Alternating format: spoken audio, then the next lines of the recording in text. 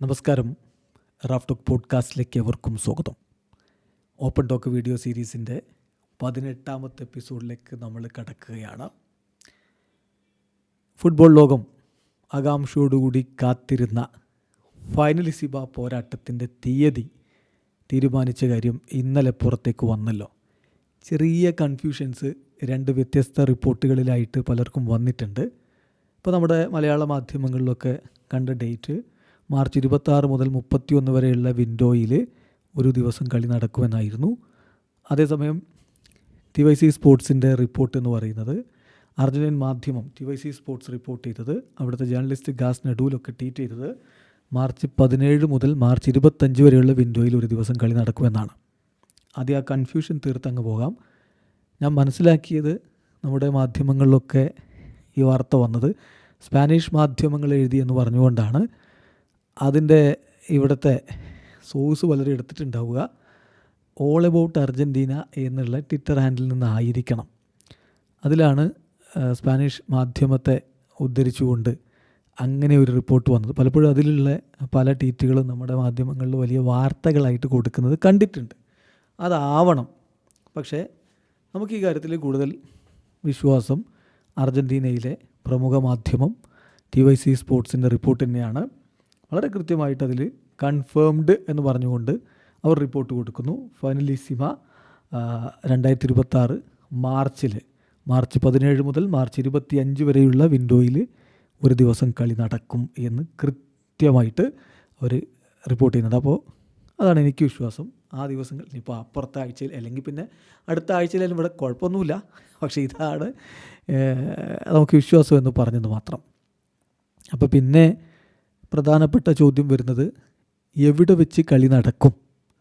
അപ്പോൾ അതിനും TYC സ്പോർട്സിലും അതുപോലെ തന്നെ ചില സ്പാനിഷ് മാധ്യമങ്ങളിലും കാണുന്ന വാർത്ത എന്ന് പറയുന്നത് ഈ വെന്യൂ ഏതാണെന്ന് ഇതുവരെ യുവേഫയും അതുപോലെ കോൺമെബോളും തീരുമാനിച്ചിട്ടില്ല. ഇപ്പോൾ നിലവിൽ രംഗത്തുള്ളത് ഖത്തറിന് താല്പര്യമുണ്ട്, സൗദി അറേബ്യക്ക് താല്പര്യമുണ്ട്. അതോടൊപ്പം തന്നെ വെംബ്ലിയിൽ കളി നടത്തുന്നതിനെക്കുറിച്ച് ചില സംസാരങ്ങളും നടക്കുന്നുണ്ട് എന്നാണ് ഈ മാധ്യമങ്ങളുടെ റിപ്പോർട്ട്. വെംബ്ലിയിലായിരുന്നു 2022 ഫൈനലിസിമ പോരാട്ടം നടന്നത്. അന്ന് ഇറ്റലിയെ തോൽപ്പിച്ചുകൊണ്ട് അർജൻറ്റീന കിരീടം ചൂടി. ഇപ്പോൾ 2025 വീണ്ടും 2026 വീണ്ടും അവിടെ തന്നെ കളി നടക്കുമോ എന്നുള്ളത് കണ്ടറിയണം.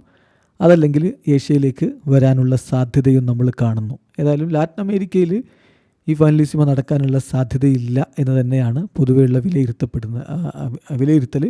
ഒന്നുകിൽ യൂറോപ്പിൽ നടക്കാം, അതിന് നല്ല സാധ്യതയുണ്ട്. അതർവൈസ് ഏഷ്യയിലും നടക്കാനുള്ള സാധ്യതയാണ് കാണുന്നത്. അപ്പോൾ അതാണ് വേദിയുടെ കാര്യം. അതവിടെ നിൽക്കട്ടെ. നമ്മുടെ പ്രധാനപ്പെട്ട ചർച്ചാ വിഷയം ഇതാര് നേടും. Argentina versus Spain. അതൊരു വല്ലാത്ത പോരാട്ടമായിരിക്കും. അപ്പോൾ നമ്മൾ ആ സമയം കൂടി നോക്കണം.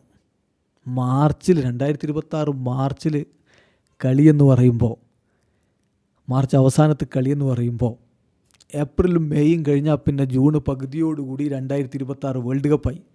ഒരു 2-2.5 മാസക്കാലം അപ്പുറത്ത്, വേൾഡ് കപ്പിൻ്റെ 2-2.5 മാസക്കാലം അപ്പുറത്താണ് ഈ കളി നടക്കാൻ പോകുന്നത്. അപ്പോൾ ആ സമയത്തിന് വലിയ പ്രാധാന്യമുണ്ട്. സാധാരണഗതിയിൽ ആ സമയത്തെ ഇൻ്റർനാഷണൽ ബ്രേക്കിൽ ഫ്രണ്ട്ലി മത്സരങ്ങളായിരിക്കും നടക്കുക. സ്പെയിന് ഡയറക്റ്റായിട്ട് യൂറോപ്യൻ ക്വാളിഫയർ കളിച്ച് ക്വാളിഫൈ ചെയ്യുമെന്ന പ്രതീക്ഷയിലാണ് ഇപ്പോൾ ഈ ഡേറ്റ് നമ്മൾ പറയുന്നത്. അങ്ങനെയാണ് യുവേഫയും കോൺമെബോളും കൂടി ഡേറ്റ് കാണുന്നത്. അതർവൈസ് അവർക്ക് അവിടെ പ്ലേ ഓഫ് കളിക്കേണ്ടി വന്നാൽ ഈ ഡേറ്റ് ക്ലാഷ് ആവാനുള്ള സാധ്യതയുണ്ട്. എന്തായാലും ഇവിടെ കിട്ടും. അതിന് സാധ്യത കുറവാണ് അങ്ങനെ സംഭവിക്കാൻ. സ്പെയിന് നേരിട്ട് തന്നെ ക്വാളിഫൈ ചെയ്ത് പോവും. അർജൻറ്റീന ഓൾറെഡി വേൾഡ് കപ്പിന് ക്വാളിഫൈഡ് ആണ്. അപ്പോൾ ഇതിൽ ആര് ജയിക്കും എന്നുള്ള ചോദ്യത്തിലേക്ക് വന്നാൽ ആ സമയം പ്രധാനപ്പെട്ടതാണെന്ന് പറഞ്ഞല്ലോ. 2026 വേൾഡ് കപ്പിന് മുമ്പ് ഇനി അടുത്ത വർഷം ഒരേ ഒരു ഇൻ്റർനാഷണൽ ബ്രേക്കേ ഉണ്ടാവുകയുള്ളൂ. അത് ഈ മാർച്ചിൽ ഇൻ്റർനാഷണൽ ബ്രേക്കാണ്, 2 കളികളുടെ സമയം. സാധാരണ ഇതിൽ വേൾഡ് കപ്പിന് മുമ്പുള്ള ഈ ഇൻ്റർനാഷണൽ ബ്രേക്കിൽ വമ്പൻ ടീമുകളോട് ഏറ്റുമുട്ടാനൊന്നും ടീമുകൾ അങ്ങനെ തയ്യാറാവാറില്ല. കാരണം അത് പല കാരണങ്ങൾ കൊണ്ടാണ്. പരിക്കിൻ്റെ പ്രശ്നങ്ങൾ വന്നു കഴിഞ്ഞാൽ അത് ഇഷ്യൂ ആണ്. അതുപോലെ തന്നെ ടാക്റ്റിക്കലായിട്ടുള്ള ചില കാരണങ്ങൾ കൊണ്ടും ഒപ്പം ആത്മവിശ്വാസത്തിൻ്റെ കാരണങ്ങൾ കൊണ്ടും ഒക്കെയായിട്ട് സൈക്കോളജിക്കലായിട്ടുള്ള ആസ്പെക്ട്സ് ഒക്കെ എടുത്തുകൊണ്ട് പൊതുവെ അങ്ങനെ വമ്പൻ മത്സരങ്ങളിലേക്ക് ടീമുകൾ അപ്പോൾ പോവാറില്ല. അതുകൊണ്ട് തന്നെ ഈ കളിക്ക് പ്രാധാന്യമുണ്ടോ എന്നുള്ളത് ലയണൽ സ്കലോനിയും ഡിലാഫ്യൂൻ്റെയും ഒക്കെ ചർച്ച ചെയ്ത് അവരൊക്കെ, അതായത് അവർ പരസ്പരം ചർച്ച ചെയ്തൊന്നുമല്ല, അവരുടെ ടീമിൻ്റെ ഇൻറ്റേർണൽ ആയിട്ടുള്ള കാര്യങ്ങളിലൊക്കെ ചർച്ച ചെയ്തിട്ടായിരിക്കും ഈ കളിയിലേക്ക് ആ സമയം കൊടുത്തിട്ടുണ്ടാവുക. ഇപ്പോൾ RFEFൻ്റെ പ്രസിഡൻറ്റും ചിക്കി താപ്പിയും കൂടി ചേർന്നിട്ട് എഗ്രി ചെയ്തിട്ടാണ് ഈ ഒരു ഡേറ്റിലേക്ക് എത്തുന്നത്. അപ്പോൾ അത് വളരെ ഇമ്പോർട്ടൻ്റ് ആയിട്ടുള്ളൊരു സമയമാണെന്ന് ഓർക്കുക. അവിടെ കാലിടറി പോവുകയാണെങ്കിൽ അത് ആത്മവിശ്വാസത്തെ ബാധിക്കും, രണ്ട് ടീമിനെ ആണെങ്കിലും. ഇപ്പോൾ കഴിഞ്ഞ ഫൈനലിസ്റ്റുമാർ നിങ്ങൾക്ക് ഓർമ്മ ഉണ്ടാവും, 2022 ജൂണിലാണ് നടക്കുന്നത്. അത് കഴിഞ്ഞ തവണത്തെ വേൾഡ് കപ്പ് എന്ന് പറഞ്ഞാൽ നവംബർ ഡിസംബറിൽ നടന്നതാണ്. ജൂലൈ, ഓഗസ്റ്റ്, സെപ്റ്റംബർ, ഒക്ടോബർ, ഒരു 3-4 മാസത്തിന് ശേഷമാണ് പിന്നെ കളി വരുന്നത്. അതിനിടയിൽ വേറെ ഇൻ്റർനാഷണൽ ബ്രേക്കുകളും ഉണ്ടായിരുന്നു. അപ്പോൾ അവിടെ ഒരു വ്യത്യാസമുണ്ട്. ഇതങ്ങനെയല്ല. ഇതിന് ശേഷം പിന്നെ ഇൻ്റർനാഷണൽ ബ്രേക്ക് ഇല്ല. ഇതത് കഴിഞ്ഞാൽ പിന്നെ വേൾഡ് കപ്പിലുള്ള ആ സമയത്ത് ഇൻ്റർനാഷണൽ ബ്രേക്കിൽ ഒരു പക്ഷേ ജൂൺ മാസത്തിൻ്റെ തുടക്കത്തിലൊക്കെ ചില സന്നാഹ മത്സരങ്ങൾ ടീമുകൾ കളിച്ചേക്കാം എന്ന് മാത്രമേ ഉള്ളൂ. അപ്പോൾ അതുകൊണ്ട് തന്നെ അത് എത്രത്തോളം കരുത്തുറ്റ ടീമുകളോടായിരിക്കും എന്നുള്ളത് നമുക്കറിയാമല്ലോ. സാധാരണ ലോവർ ടയർ ടീമുകളോടായിരിക്കും സന്നാഹ മത്സരങ്ങളൊക്കെ കളിക്കുക. അപ്പോൾ അതുകൊണ്ട് ഇതിൻ്റെ സമയം വളരെ ഇമ്പോർട്ടൻ്റ് ആണ്. എന്ത് സംഭവിക്കുമെന്നുള്ളത് കാത്തിരുന്ന് കാണണം.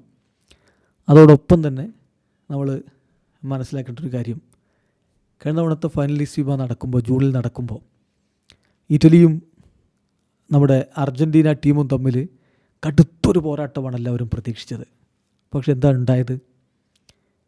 ഇറ്റലി പോരാടിയോ? അവിടെ അനായാസം അർജൻറ്റീന വിജയിച്ച് കയറുന്ന കാഴ്ചയാണ് കണ്ടത്.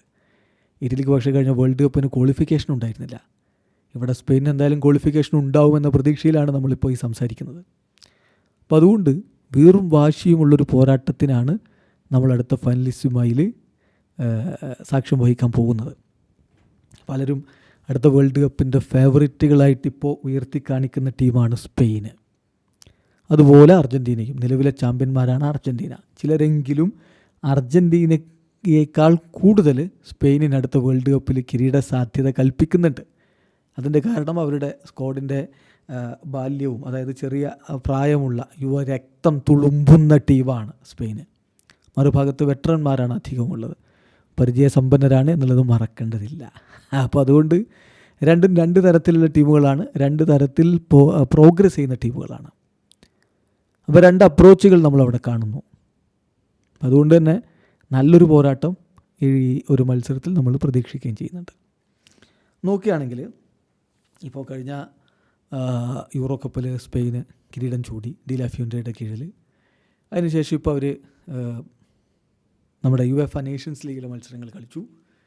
ഫൈനലിൽ പെനാൽറ്റി ഷൂട്ടൗട്ടിലാണ് അവർ പോർച്ചുഗലിനോട് തോറ്റത്. അപ്പോൾ സ്പെയിനിനെ സംബന്ധിച്ചിടത്തോളം യുവാക്കളുടെ ഒരു ടീമാണ്, യുവ ടീമാണ്. നമ്മുടെ നിക്കോ വില്യംസും ലമീൻ യമാലും ഒക്കെ അടങ്ങുന്ന, പെഡ്രിയൊക്കെ അടങ്ങുന്ന യുവതാരങ്ങളുടെ ഒരു ടീം. ഒപ്പം മറ്റു ചില വെറ്ററന്മാർ, ഇപ്പോൾ ഡാനി കർവാഹലിനെ പോലുള്ളവരൊക്കെ അടുത്ത വേൾഡ് കപ്പ് ആകുമ്പോഴേക്കും ഉണ്ടാകും എന്ന് പ്രതീക്ഷിക്കാം. പിന്നെ പ്രഗത്ഭരായിട്ടുള്ള താരങ്ങൾ അവിടെയുണ്ട്. സുബിമെൻഡി ആണെങ്കിലും കുക്കറയെ ആണെങ്കിലും ഇപ്പോൾ ഹ്യൂസനാണെങ്കിലും അങ്ങനെയുള്ള താരങ്ങൾ. മുന്നേറ്റത്തിലാണെങ്കിൽ ഒൽമോയും പിന്നെ ഒയർസബാളും ഒക്കെ ഉണ്ടാകും. അപ്പോൾ മികച്ചൊരു ടീം അവർക്കുണ്ട്. യുവത്വത്തിൻ്റെ ശക്തിയും അതുപോലെ തന്നെ പരിചയസമ്പന്നരും കൂടി ഒരു മിക്സുമായിട്ടായിരിക്കും അവർ വരിക. എന്തായാലും ഇരു വർഷങ്ങളിലായിട്ട് യമാലും നിക്കോ വില്യംസും ചേർന്ന് ഉണ്ടാക്കുന്ന മുന്നേറ്റങ്ങളെ എങ്ങനെ അർജൻറ്റീന തടയും എന്നുള്ളത് തന്നെയാണ് ചോദ്യം. പിന്നെ പെഡ്രിയെ പോലുള്ള കളി മെനയാൻ കെൽപ്പുള്ള ഒരു മധ്യനിര താരം, ഒപ്പം തന്നെ ഗാവിയും മറ്റുള്ളവരൊക്കെ ഉണ്ടാവും. അപ്പോൾ മികച്ചൊരു ടീമാണ് അവർക്കുള്ളത്. ഡിലാഫ്യൂൻ്റെയൊക്കെ അറിയാം ഈ ടീമിനെ എങ്ങനെ ഹാൻഡിൽ ചെയ്ത് കൊണ്ടുപോകണമെന്നുള്ളത്. അതേപോലെ മറുഭാഗത്ത് വരുമ്പോൾ നമ്മുടെ ലയണൽ സ്കലോനിയാണ്. ഒരു പക്ഷേ മാസ്റ്ററും അപ്രൻറ്റീസും എന്നൊക്കെ ചിലർ സ്കലോനി ഡിലാഫ്യൂൻ്റെ ബന്ധത്തെക്കുറിച്ച് പറയാറുണ്ട്. ഡിലാഫ്യൂൻ്റെ യോട് വളരെ അധികം ബഹുമാനമുള്ള ആളാണ് ലയണൽ സ്കലോനി. തന്ത്രങ്ങൾ ഒരു പക്ഷേ അങ്ങോട്ടും ഇങ്ങോട്ടും നന്നായിട്ട് അറിയുകയും ചെയ്യാം. അതേസമയം സ്കലോനിക്കുള്ളൊരു ഗുണം എന്താണെന്ന് വെച്ചാൽ അദ്ദേഹം നീണ്ട കാലമായിട്ട് അവിടെ കോച്ചാണ്. കഴിഞ്ഞ വേൾഡ് കപ്പിന് മുമ്പ് അവിടെ കോച്ചാണ്. ഏതാണ്ട് കഴിഞ്ഞ വേൾഡ് കപ്പിന് മുമ്പ് ഒരു 4 കൊല്ലം മുമ്പ്, വേൾഡ് കപ്പ് കഴിഞ്ഞിട്ടും ഒരു 3 കൊല്ലം 3.5 കൊല്ലമൊക്കെ ആവും അടുത്ത ഫൈനലിസ്റ്റുമൊക്കെ വരുമ്പോഴേക്കും. അവർ 6-7 കൊല്ലക്കാലം സ്ഥിരമായിട്ടൊരു ടീമിനെ കൊണ്ടുപോവുകയും ടീമിലെ താരങ്ങളുമായിട്ട് അടുത്ത ബന്ധമുണ്ടാക്കുകയും ഒക്കെ ചെയ്തതിൻ്റെ ഒരു ഗുണം ലയണൽ സ്കലോനിക്കുണ്ട്. ഒപ്പം തന്നെ ഒരു പുതിയ സിസ്റ്റമല്ല, ആ സിസ്റ്റത്തോട് നല്ല രൂപത്തിൽ അഡാപ്റ്റഡ് ആയിട്ടുള്ള ഒരു കൂട്ടം കളിക്കാരെയും കൊണ്ടാണ് സ്കലോനിയും വരുന്നത്. എണ്ണയിട്ട യന്ത്രം പോലെ വർക്ക് ചെയ്യുന്ന ഒരു സിസ്റ്റമാണത്. തൊട്ടതെല്ലാം പൊന്നാക്കിയൊരു സിസ്റ്റമാണത്. 2 കോപ്പ അമേരിക്ക കിരീടങ്ങളും ഒരു വേൾഡ് കപ്പും ഒരു ഫൈനലിസ്റ്റും ഒക്കെ ഓൾറെഡി നേടിക്കഴിഞ്ഞ സിസ്റ്റമാണത്. അപ്പോൾ ആ സിസ്റ്റത്തിനെതിരെയാണ് ഈ യുവാക്കളുടെ ബലത്തിൽ സ്പെയിൻ ആഞ്ഞടിക്കാനുള്ളത്. അപ്പോൾ എന്ത് സംഭവിക്കുന്നതാണ് അറിയേണ്ടത്. പിന്നെ അർജൻറ്റീനയുടെ ഭാഗത്ത് അത് നെഗറ്റീവാണോ പോസിറ്റീവാണോ എന്ന് വെച്ചാൽ 2 വശങ്ങളുമുണ്ട്. വെറ്ററൻ താരങ്ങളുടെ ഒരു കൂട്ടം അവിടെയുണ്ട്. അവരാണ് ഇപ്പോഴും ഒരു ടീമിൻ്റെ പില്ലേഴ്സ് എന്ന് പറയുന്നത്. Leo Messi, Nicolas Otamendi, Tagliafico, Emi Martinez, ഇങ്ങനെ വെറ്ററൻ താരങ്ങളുടെ ഒരു കൂട്ടം അവിടെയുണ്ട്. അതേസമയം യുവതാരങ്ങൾ പാൽമേഡെ പോലെയുള്ളവരൊക്കെ കാലുറപ്പിക്കുന്നു. ഹുലിയൻ ആൽവേരസ് കിരീടങ്ങൾ ചൂടിയിട്ട് ഉണ്ടെങ്കിലും അദ്ദേഹം പ്രായം കുറവാണല്ലോ. പിന്നെ എൻസോയെ പോലുള്ളവർ അവിടെയുണ്ട്. അവിടെയും ഒരു മിക്സാണ്. പക്ഷേ ടീമിൻ്റെ പില്ലേഴ്സായിട്ട് ഇപ്പോഴും കുറേ മെസ്സിയെ പോലെയൊക്കെയുള്ള വെറ്ററന്മാരുമുണ്ട്. അതാണ് വ്യത്യാസം. ഒരു പക്ഷേ കരിയറിൻ്റെ അവസാന ഘട്ടത്തിലേക്ക് കടക്കുന്നവർ, ഓട്ടാമെൻഡി, ലിയോ മെസ്സി, അങ്ങനെയൊക്കെയുള്ളവർ, ഡിമരിയ വിരമിച്ചു പോയി. അപ്പോൾ അങ്ങനെയുള്ളവർ അവിടെയുണ്ട്. അത് ഒരു പക്ഷേ നെഗറ്റീവായിട്ട് ചിലർക്ക് പറയാം. എന്നാൽ പോസിറ്റീവായ മറുവശം കൂടി അവിടെയുണ്ട്. പോരാട്ടങ്ങളേറെ കണ്ട, കിരീടങ്ങളേറെ ചൂടിയ താരങ്ങളുടെ അനുഭവ സമ്പത്ത് ഇത്തരം വമ്പൻ മത്സരങ്ങളിൽ ഗുണം ചെയ്യും. അപ്പോൾ അതുകൊണ്ടാണ് അതിനെ നമുക്കിങ്ങനെ ബാലൻസ് ചെയ്ത് മാത്രമേ പറയാൻ പറ്റുകയുള്ളൂ. സോ അർജൻറ്റീനയും സ്പെയിനും തമ്മിലുള്ള കളി എന്ന് പറയുമ്പോൾ 2 ഫിലോസഫികളിലൂടെ പോകുന്ന ടീമുകൾ തമ്മിലുള്ള കളി എന്ന് ആ അർത്ഥത്തിൽ നമുക്ക് പറയേണ്ടി വരും. എന്നാൽ മനോഹരമായ ഫുട്ബോൾ കളിച്ച് വർഷങ്ങളായിട്ട് ഇപ്പോൾ ഫുട്ബോളിൻ്റെ തലപ്പത്ത് ഫിഫ റാങ്കിങ് നോക്കിയാൽ മുമ്പിൽ നിൽക്കുന്ന, ഒന്നാമത് നിൽക്കുന്ന ടീമാണ് അർജൻറ്റീന. അപ്പോൾ അതിൻ്റെ ഒരു ആധിപത്യം എന്തായാലും അർജൻറ്റീനയ്ക്കുണ്ട്. അതേസമയം സ്പെയിനിൻ്റെ താരങ്ങൾക്ക് ആ ഒരു എന്തൂസിയാസം കൂടും. അവർക്കിനിയും കൂടുതൽ പ്രൂവ് ചെയ്ത് വിജയിച്ച് നേട്ടങ്ങൾ വെട്ടിപ്പിടിച്ചെടുക്കേണ്ടതുണ്ട്. അർജൻറ്റീൻ താരങ്ങൾക്കൊരു പക്ഷേ മൈൻഡ് സെറ്റ് എന്ന് പറയുന്നത് നേടാനുള്ളതൊക്കെ നേടി, ഇനി കിട്ടുന്നതൊക്കെ ബോണസ് എന്ന രൂപത്തിലാവാം. അതിൻ്റെ ഒരു വ്യത്യാസമുണ്ടല്ലോ. സോ അത് കളിക്കളത്തിൽ ഒരു പക്ഷേ പ്രതിഫലിക്കാൻ സാധ്യതയുണ്ട്. അപ്പോൾ ഞാൻ എന്തായാലും കരുതുന്നത് കഴിഞ്ഞ തവണ ഇറ്റലിക്ക് സംഭവിച്ച പോലെ സ്പെയിനിന് സംഭവിക്കാൻ സാധ്യതയില്ല എന്നാണ്. മനോഹരമായൊരു കളി നമ്മൾ പ്രതീക്ഷിക്കണം. ആർക്കാണ് കിരീട സാധ്യത എന്ന് ചോദിക്കുമ്പോൾ അത് പറയുക എന്നുള്ളത് ബുദ്ധിമുട്ടാണ്. റാഫ് ടോക്സിൻ്റെ ഒരു അഭിപ്രായ പ്രകാരം ചെറിയൊരു എഡ്ജ് ലിയോ മെസ്സി ഉള്ളതുകൊണ്ട് നമ്മൾ അർജൻറ്റീനയ്ക്ക് കൊടുക്കുകയാണ്. ഒരു 55% വിജയ സാധ്യത അർജൻറ്റീനയ്ക്കാണെങ്കിൽ 45% സാധ്യത നമ്മൾ സ്പെയിനും കാണുന്നു. കട്ടക്കൊരു പോരാട്ടം കാണാം. നിങ്ങളുടെ അഭിപ്രായം കമൻറ്റ് ബോക്സിലേക്ക് കൊടുത്ത് വീഡിയോ അവസാനിക്കുന്നു. ഫുട്ബോൾ ലോകത്തെ കൂടുതൽ വിശേഷങ്ങളുമായി റാഫ് ടോക്സിൻ്റെ എത്താം.